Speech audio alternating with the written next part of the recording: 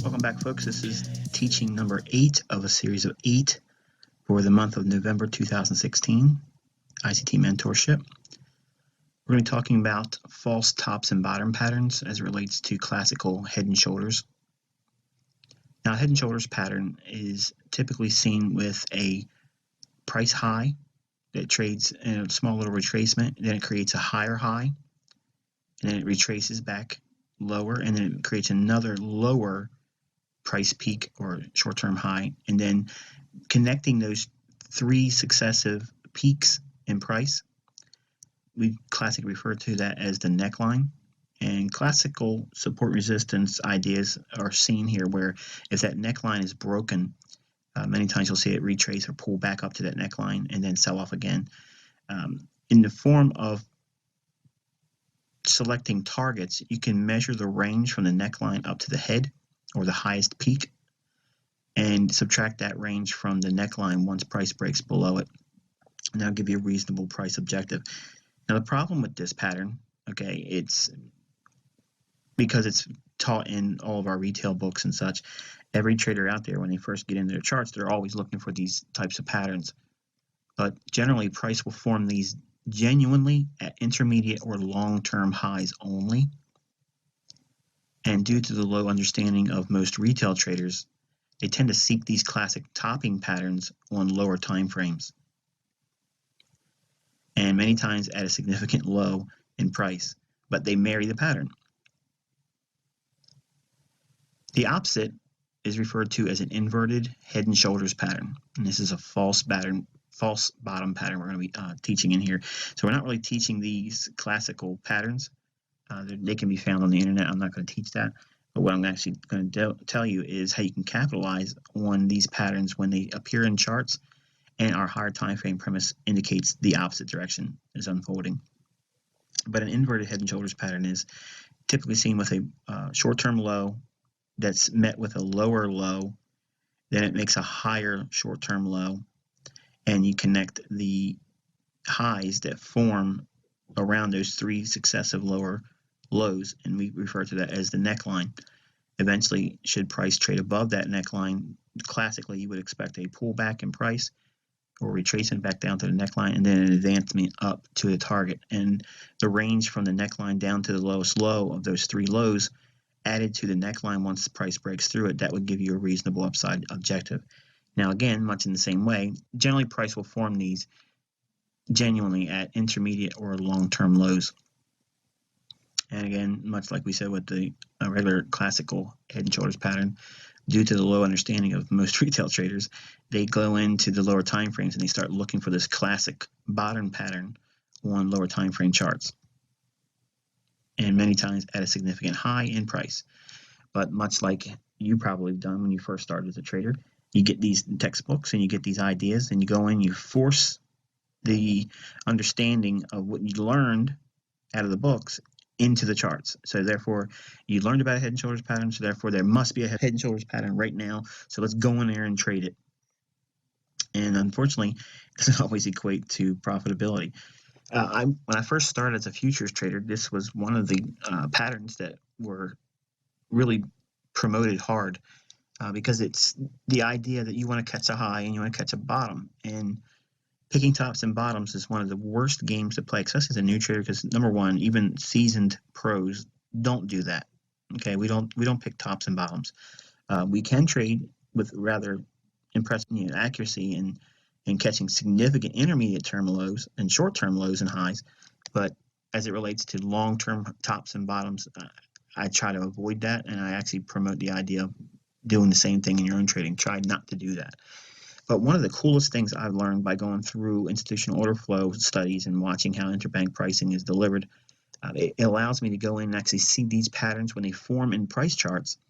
If I have a indication that the price is actually going to go higher, and I see a head and shoulders pattern, which would be a false top, in my opinion, but in the charts, retail will see that as a top forming. Conversely, looking at an inverted head and shoulders, which would be classically viewed as a bullish pattern in price, if I see that happening when the market is actually bearish, I would be looking to go short. And where we see the neckline, let's go back to the standard head and shoulders pattern.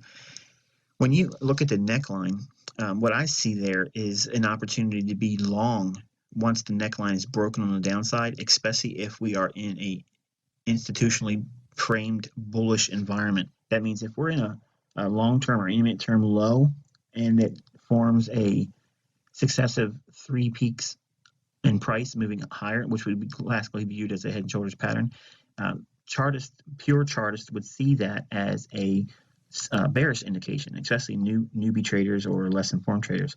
I like seeing when price does that because to me it's a retail trap, and market makers are actually designing classical chart patterns in price where you can actually get tripped up thinking just because you saw a head and shoulders formation and the neckline's broken, when that neckline is broken, I don't see that pullback as a resuming lower or a new selling scenario. I see that as a turtle soup long that took out 2 previous lows where the clean lows were there.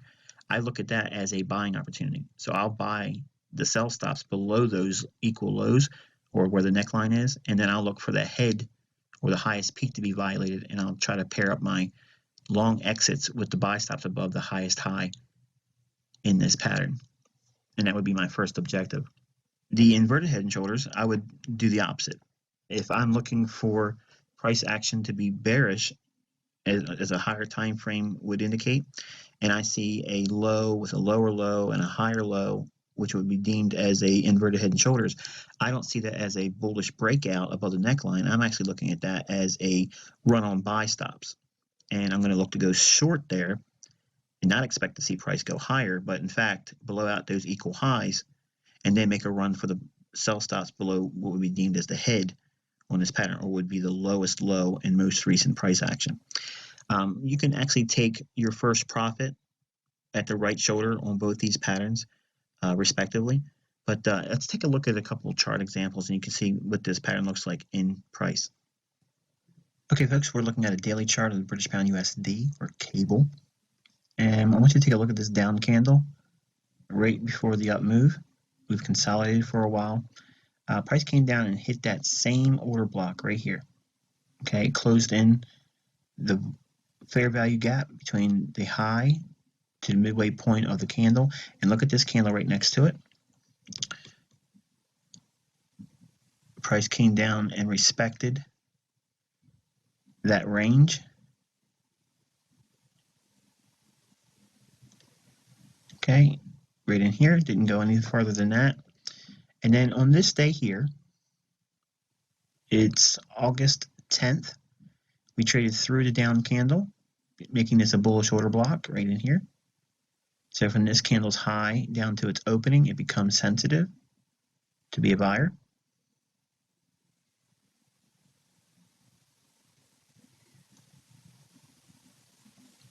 Right there.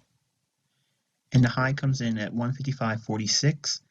So on this day here, we trade down into it on the 12th of August 2015. Trade right down into the body of that down candle, which is a bullish order block. Now that's bullish on a daily. So let's take a look at an hourly chart at that same time on August 12th.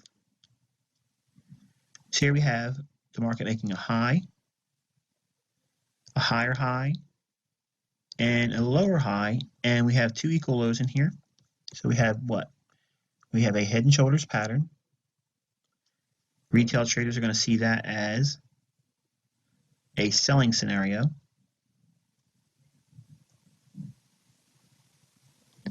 So they're going to look for a break of this neckline and then take the range from the high down to that neckline and subtract that, and that'll give them their objective for going short.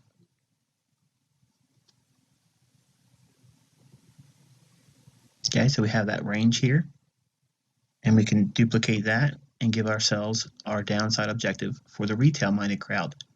So retail is going to think this breakdown here is going to lead them down to 155 or thereabouts in this range here. So retail is going to expect a range expansion down to a low of 154.95. We do not expect that because on the daily chart, we're expecting the bullish order block to send prices higher. So while we see a regular head and shoulders pattern, which would be classical bearishness in a part of price action study, as it relates to institutional order flow, we're looking at the run below these lows in here as a run on sell stops. So we're looking at the market to go below here to pair up orders to go long for those individuals that want to have a sell stop down here that's already long. Their trailing stop loss is going to be in the form of a sell stop because the market move most recently has been higher. We see this move below these equal lows as an opportunity to buy those sell stops. Those willing sell stops will flood the market when the market trades below here. So now we have a lot of liquidity. Remember that market efficiency paradigm. We see liquidity here in the form of going long. And we're going to be looking for objective up here to take profits. So we could be a buyer at 155.50 and look for 56.20, a move above this high, 56.20 as our objective, or 70 pips. The market runs 1, 2, 3, 4 more times below that low, gathering up the sell stops, and then expansion pairs up the buy stops above 56.20. And ultimately, you can see a nice little pullback here. Okay, so that's an objective of using the head and shoulders pattern against what retail would expect and using higher time frame institutional order flow on the daily chart, reading it as the banks would. Let's go back out to that daily chart. You can see what it did as a result. And there's that expansion. And it's not much of a move, but that you don't need much of a move when you understand what you're looking for. Okay, we have another example here. This is the daily of the British Pound USDs. The down candle right before this big move up, equal highs in here. There would have been buy stops above these highs. This rally up takes out those buy stops, and it comes all the way up and closes in its range all up here. So this liquidity void's closed in. Last up candle closes it in. But more importantly, these stops were targeted with this down candle. That means that this down candle was a bullish order block, which is used to break the buy stops that were in the marketplace here. So when price trades below it here, when price comes back up to it here, we're inside of a breaker. That's a bearish environment. 153.45 to 153.50 in that area, we're looking for a reason to expect some kind of a bearishness. But there's going to be, on a lower time frame, retail will see patterns like this. We have a low, a lower low, a higher low. This is an inverted head and shoulders pattern. You draw your neckline on the chart. Okay, that's the high up here. And we're going to draw what would be considered the inverted head and shoulders neckline, connecting these two levels here. And the difference would be from the low up to this neckline. Once we break above it,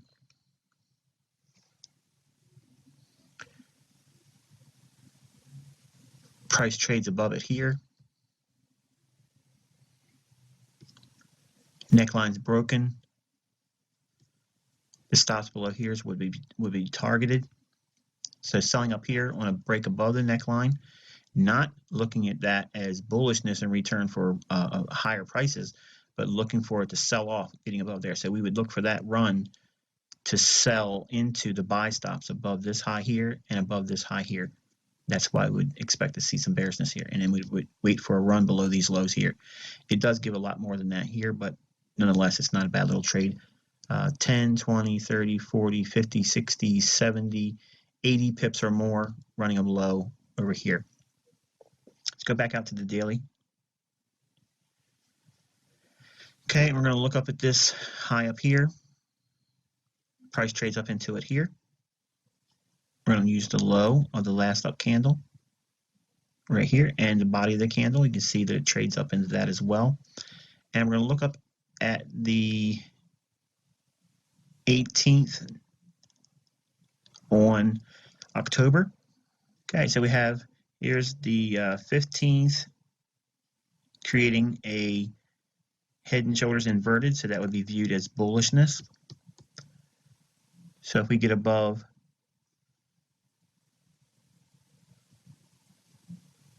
that high, we can be a seller because we would expect those buy stops to be viewed as breakout artists in inverted head and shoulders. They're going to see that as a bullish pattern. We're going to look at it as a bearish pattern. We're going to be completely opposite of that. Now you can do two things. You can use this here, or you can use the bodies of the candles like I teach, where the most volume is. So this is the highest body of the candle. So 5502 would be a sell if we get above it. Price trades to it here, so you can be a seller above 5502. So 5502 is your area being bearish. We do not look at that as a breakout and then wait for a pullback for new higher prices. We're looking to see it sell off, and there's your entry on the buy stops at 5502, and the neckline, I'm sorry, the head down here, your objective would be to cover below that low right here, and that happens right there. And then again, all through here gives you another opportunity to cover, and ultimately runs one more time above that 5502 level for buy stops, and then again below what would be the head. Plenty of opportunity to make handsome profits. So again, it's, you look for the pattern because retail will look for the pattern, but you're going to fade that pattern based on what you see on the higher time frames. We look for institutional order flow to justify why this should be bearish up in here. We should be looking for reasons to be selling, not buying. And if we see inverted head and shoulders patterns on the lower time frames, retail is going to be all over that looking for bullish, upside moves. And that's not what you see here at all.